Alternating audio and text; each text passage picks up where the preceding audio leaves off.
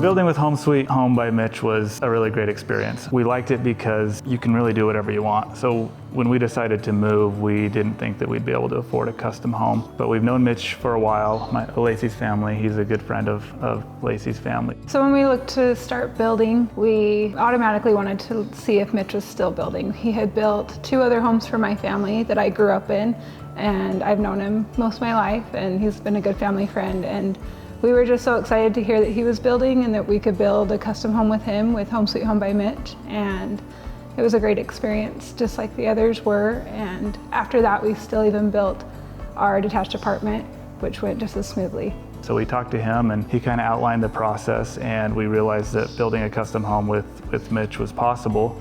And what made it really great was how he does his pricing. Up front, they give you a quote, and they stick to that quote, and the only time that changes is if we decide to make a change. And when you do that, you just pay the cost for that change. So as a high anxiety husband over prices and things like that gave me a lot of peace going in, knowing that the price was the price, and the only time it would change was if I made a decision to do that. The other thing that we really liked was the communication. So it seemed like I could almost expect to hear from them daily on where we were at, any progress that they were making, and then any questions they had. So the communication was awesome, and I still have great relationships with those foremen. In fact, I just talked with Jordan earlier today, and so we really like that communication aspect that comes from Home Sweet Home by Mitch. So the other amazing thing that we liked with Home Sweet Home by Mitch is the time frame. So we've worked with a few contractors in the past, and we've kind of become accustomed of when you're giving a time frame, kind of taking that with a grain of salt. But Mitch gave us a time frame for our home